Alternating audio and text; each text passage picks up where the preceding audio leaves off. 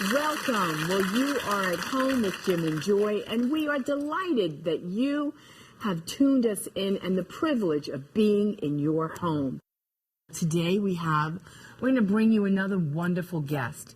His name is Mike Skinner. He's the author of a book called the Men of Virtue Rosary.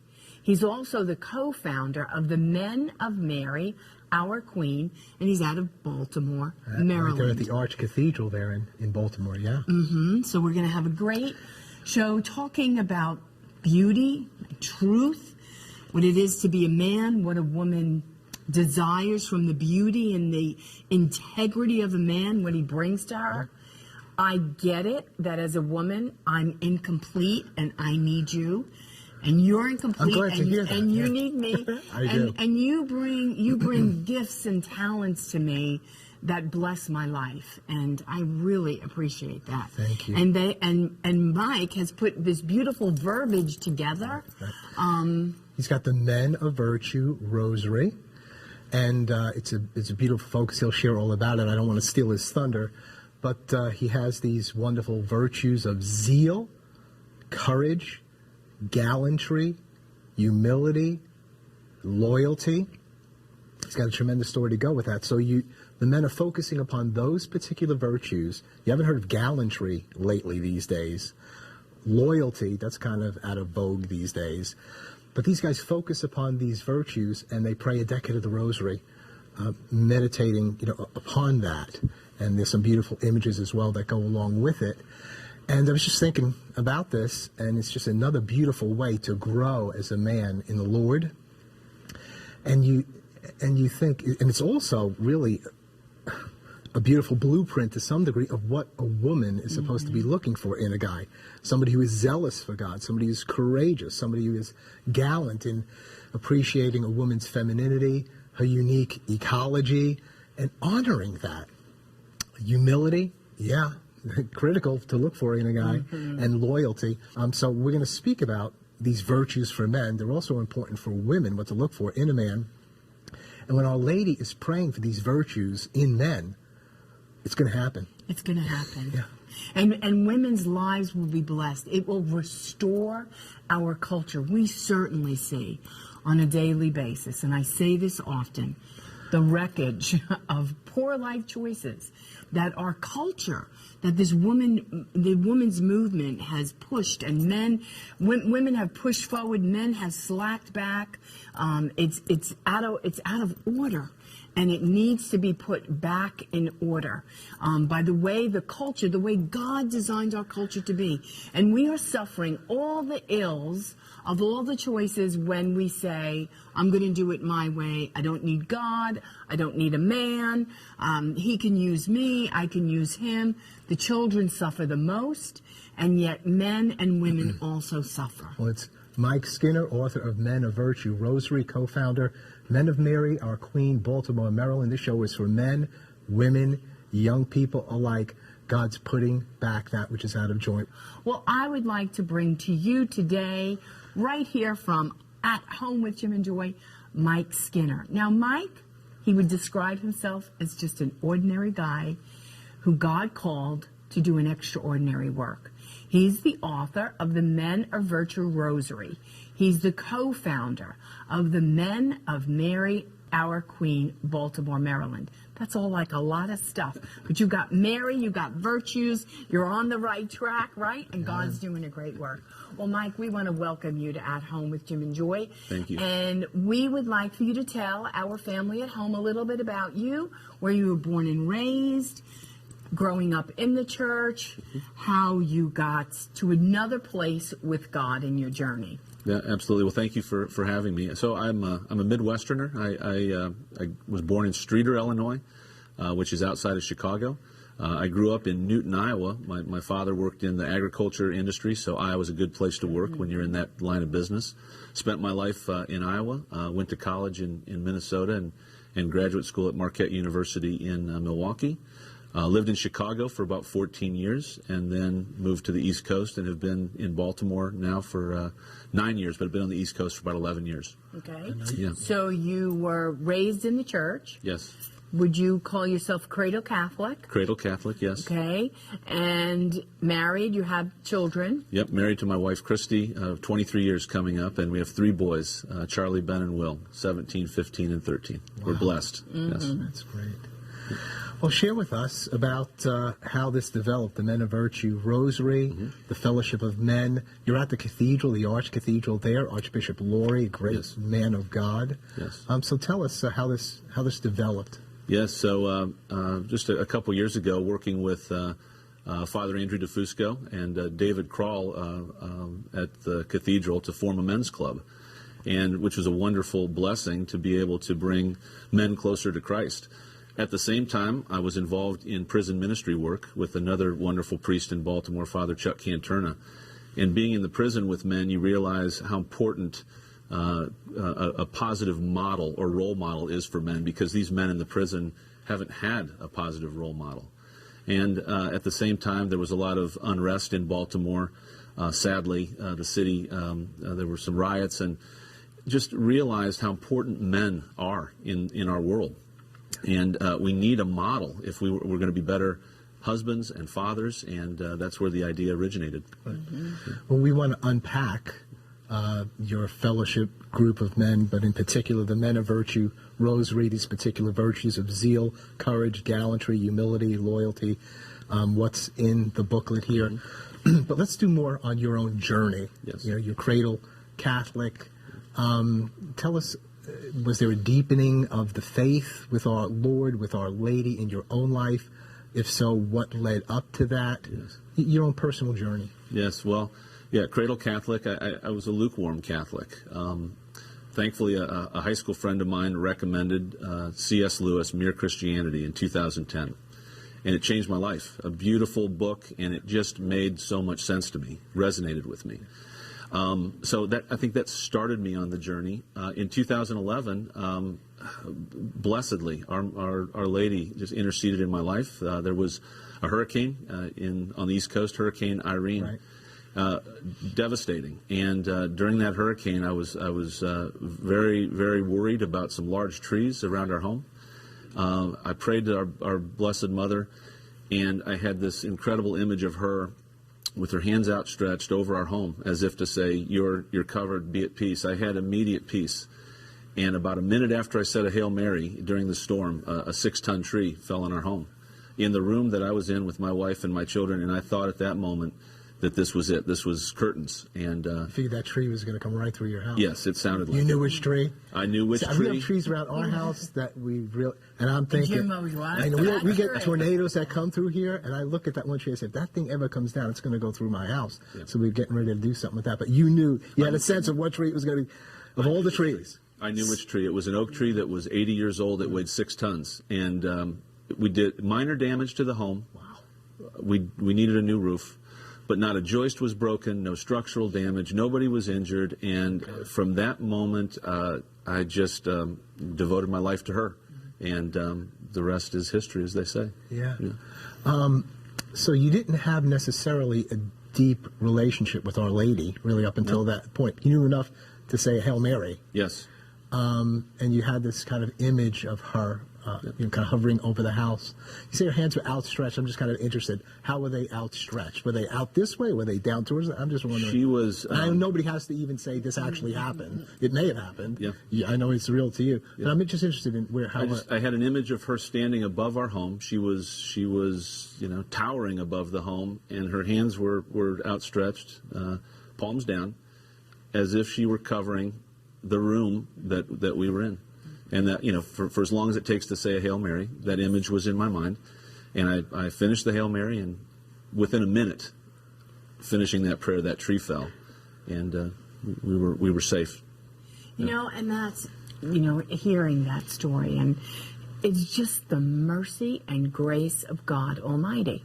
Yes. I mean, that it's not like you were a married devotee and you were one of those guys out there, but it was that event that God used to bring a greater good, not only out of your life and in the life of your family, but that's what God used to birth this great ministry, Yes. right? Yes. I mean, that's just sheer mercy and grace and how they work in Yes. our lives. I met Father Andrew DeFusco at the cathedral, wonderful young priest, our associate pastor. And Father DeFusco introduced me to Father Chuck Canterna, and through Father Chuck, I got involved with him and his prison ministry at the federal prison in Baltimore. Now, I will say, I'm as unlikely a person, to be doing this. If you would have told me a few years ago that I'd be doing this, I would have said, there's no way I'd be doing this. What possibly would I have to offer? But I'm testament that when you turn your eyes towards Christ and you open your heart to Him, that He's going to use you. And His love will fill you up, and it overflows, and it has to go somewhere. And this is where this journey has carried me. I have a friend who always said, God is getting desperate. He's using the likes of you and me. And it does feel like that, but all of us are unworthy to do this great work that He called us to do, or to even speak of Him.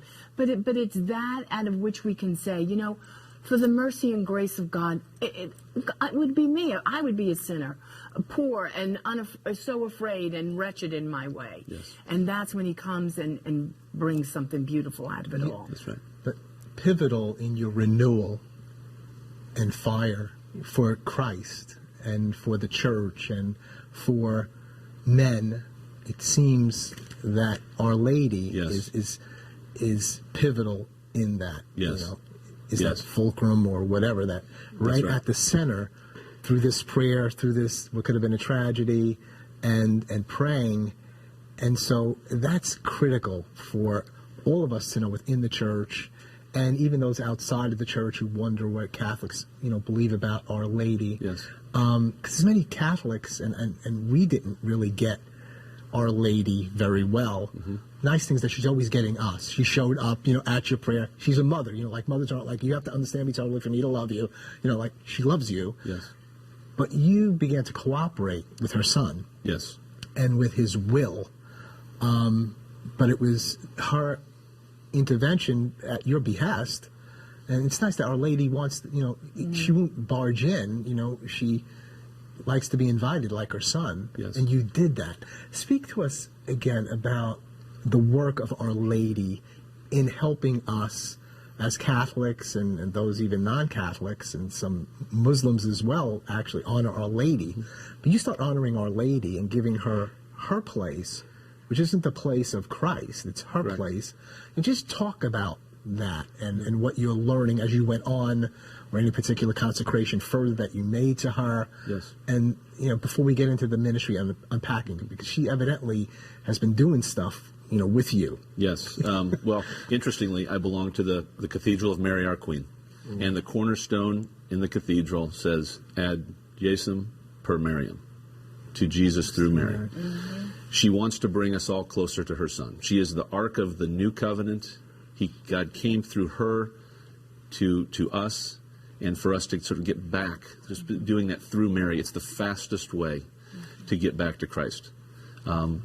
Michael Gately's book, 33 Days to Morning Glory. Did you work through that? I did at Father Chuck's direction, So sweet. spiritual direction from Father Chuck. I shared my story with Father Chuck, and he immediately said, you must devote and consecrate your life to the Blessed Mother. Mm-hmm. It's been wonderful. And so I did that. And I did that, and it was after that Right. the Men of Virtue Rosary emerged. So I feel so blessed, humbled that I'm being put to work, and I just want to bring this ministry to as many men and women as possible. I deeply believe in it, and I know that God and Jesus and Mary are all at work here. Yeah. And what an impact that must have on your wife, Christy, and your 3 sons. How have they benefited from your journey? Well, if they're watching now, they're giggling to themselves because I'm a sinner, and I joke. My last name is Skinner. You could pronounce it with a silent K. Mm-hmm. So I know I have to be better as a husband and a father for sure. Can be short of patience with 3 boys. Mm-hmm. My wife is a wonderful woman. I'm so fortunate to have her. She's been so patient with me. We've been married for 23 years. and We I'm should have had grateful. her on. Oh my goodness! She sounds great. Oh, she's tremendous, and we've got these beautiful boys. We're so blessed with them, and so just trying to be better at being a husband and father for them. One thing that comes to mind: Pope John Paul II said, "The future of humanity passes by way of the family." It's powerful. It is powerful, and you have to have a strong father if the family can be all it's intended to be. And so, just how do we help men be better to be the spiritual leaders of their families? So you're going through this renewal with the Lord through the intercession of Our Lady, and consecrating yourself more fully to the Lord through Our Lady and consecration to her. And her role, in my understanding, it's not so much, Mary, what do you want from me? It's, I want to know what Jesus wants from me. Mary, That's right. Our Lady, Mary, my mother too. That's right. And so evidently this is what Christ wants for you. It's because she's praying to him. She's taking you. You gave her your gifts that you know or that you don't know, your future, the years you have left in life, and said, I want to know what Christ wants of me. Can you help me with that? And she's interceding for you. So share with us further now, because you talked about the riots. I would imagine that was related to the Freddie Gray case and so on, and that was just brutal what took place there. God rest his soul, and everybody involved with that. You got that going on. You're in prison ministry, working with guys. You have this renewal with Our Lady, and then your men's fellowship more fully, and Men of Virtue Rosary booklet comes out of that. Tell me a little bit more about what you were seeing in the men in the prison, what you're seeing out on the streets, what you're learning there, because evidently, Our Lady's giving you a burden, for these guys, and Christ is working in all of this. Well, the prison changed my life, and I think I get far more from those prisoners than I could ever give to them. But the beauty is, here's men who they've made terrible mistakes, and the light shines through by way of Christ in the prison. But what I've observed is 100% of the time those men have not had a positive male role model in their lives. Right. And that's terribly sad. So much goes wrong when dad isn't around to give love to his family and to provide for them. And so you observe that by spending time with these prisoners who have realized, thankfully, that Christ is the path forward for them. Yeah. But there's a lot of regret in their lives. And this was manifest in the riots in Baltimore when you see the terrible unrest. And my heart was breaking for these kids, a lot of kids in the street. And I said, boy, we need stronger male role models for our society. Your virtues that you have: zeal, courage, gallantry, humility, loyalty. And I was thinking about these as well, because guys will have models. And so we live like in an inner city situation for 30-something years.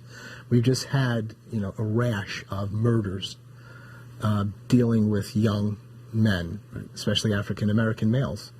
And I thought to myself, though, these guys are in gangs, a number of them. And they are committed, but in a confused fashion with not the proper conduct. To be zealous, and they got guys that are training them who are zealous, who are courageous, because they're ready to lay down their lives for what they believe in. I don't know if they have gallantry, really, and they have loyalty. So the zeal, courage, and loyalty. And if guys don't have a real model with the right content in it, they're going to look to these guys, and men want to be zealous. They want to have courage. They want to have a strength, and they're going to find it someplace. That's right. I mean, that's exactly what happens. What we all want, we want to be loved, and when you don't have that, you're going to find it, because that's something that's missing in our heart, and you're going to find it.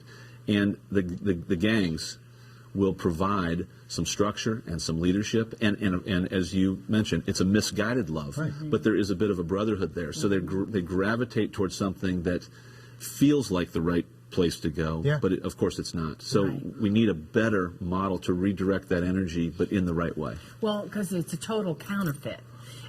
But yet we're all created with that need to belong. And if we all belong in a family, and that's where we're being affirmed, and that's where we're being loved and discipled and being told who we are, that's not happening at home. And being a single mom, and I know some of the greatest single moms on the planet, and it's hard. Yes. It is so hard to be everything to them Yes. and to their sons. And so then they step out of that home where they're going to get affirmation, negative in a counterfeit way, from a gang. Yes, that's right. But we all want to hear, I die for you. And that's what these guys are hearing in the gangs. Yes.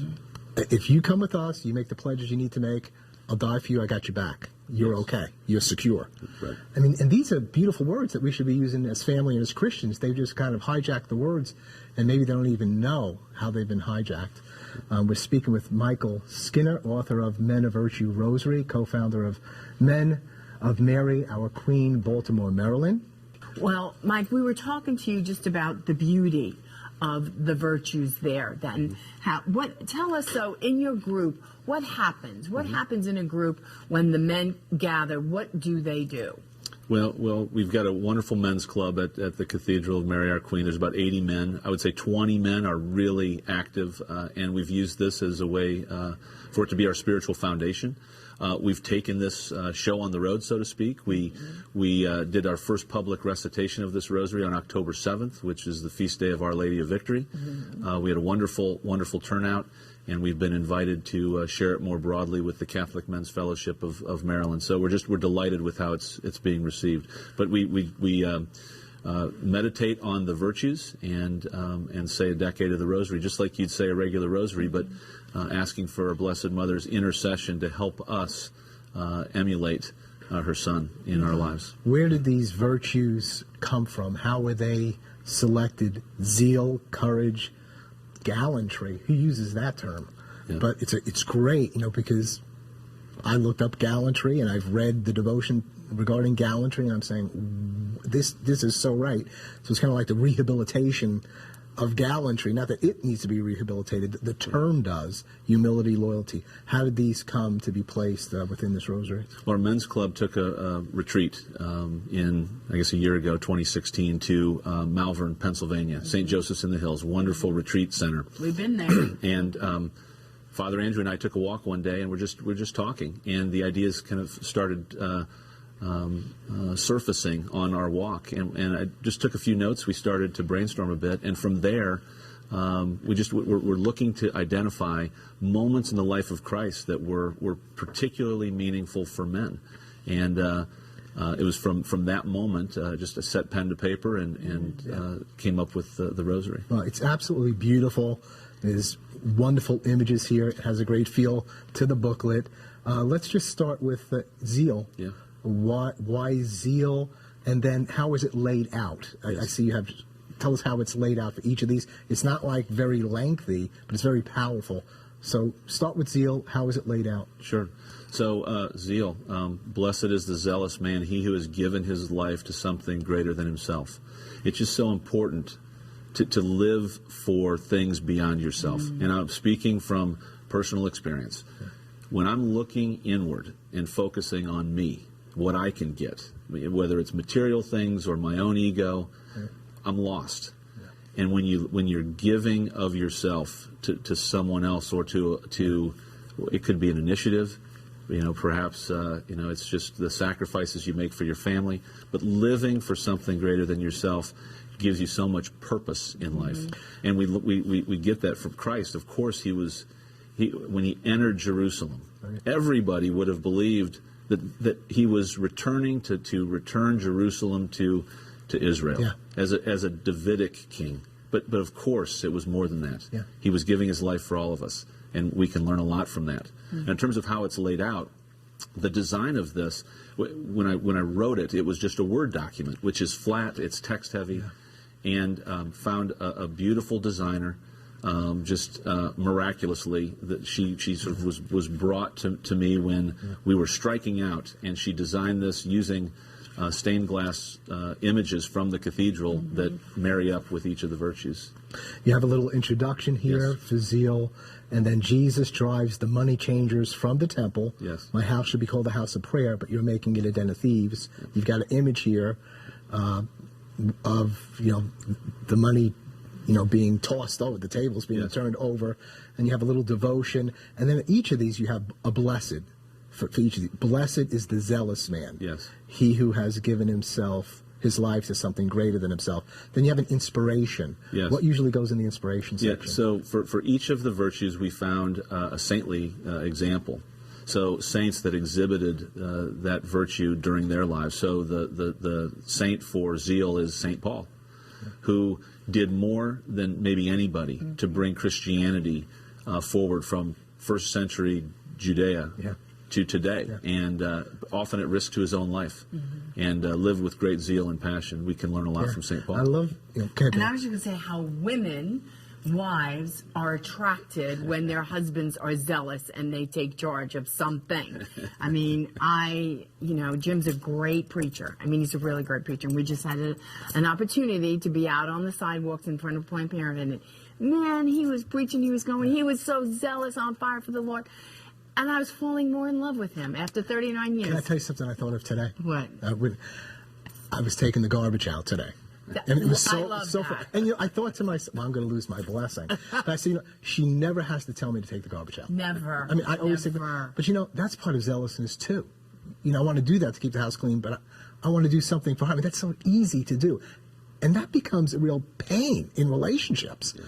Like do a little something at the bed, or take the garbage out, or do and just to do it. So zealousness has various forms: preaching out on the streets and really being bold. To just don't be told to take the garbage out, or do a little something nice, or pick up your socks or your underwear, keep it clean, So we could make it really spiritual, but it really comes down to the basic, little things. And we do need to be zealous. Yes. Which speaks of a hot passion. Yes, be passionate. For God. Yes. And, he doesn't want lukewarm. He'll spit us out of his mouth. Yes. Or something else will come in. Yeah. You're smiling. You get this. Zeal for your house. And your guys want to be told be consumed with. Be passionate. Be consumed with something. We're asking too little. Yeah.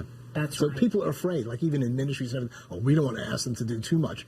People are waiting to be asked to do something and to do, especially guys. I mean, they want a challenge. And if you don't give it to them, somebody else is going to give them a challenge. That's right. Want to go in the wrong way. Well, we had a guy on our show who he took down the television. They wanted something to change in their marriage, came home that night, took down the television, disconnected everything, and put up a prayer thing, right? Yeah. A kneeler. And they started praying the rosary. It was kind of like, oh, you are really off your rocker. You are so zealous.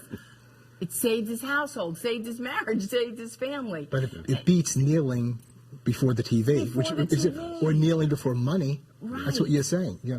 Well, Joy, let's take this email. Okay. We do want emails and phone calls. We're having a great conversation, but we're supposed to be looking here. It says the media, movies, and television portray men, especially fathers, as not really needed in today's culture. What concrete steps do we need to take to get men to step up and be men when they are bombarded with the message that they have no responsibilities? And this is Joseph from Franklin, Wisconsin. Yeah, that's such a great question. There was an article that Forbes magazine did not long ago, and it said, "From father knows best to father knows nothing." Right. So pop culture today, the most famous father in our lives is probably Homer Simpson, sadly. Right. 2 generations ago, it was somebody like Jim Anderson from Father Knows Best. And so, look, pop culture is not going to be very supportive. So that makes our challenge all the greater. We have to turn to Christ, and we have to live this life. And he'll take care of the rest. I think just turning off the TV sometimes is probably the best advice. But I would say don't pay attention to the secular culture and pop culture. Men matter. And there's never been a greater need for good men in our society. That's how you start your booklet off, yes. right? Yes. I mean, you say that statement again.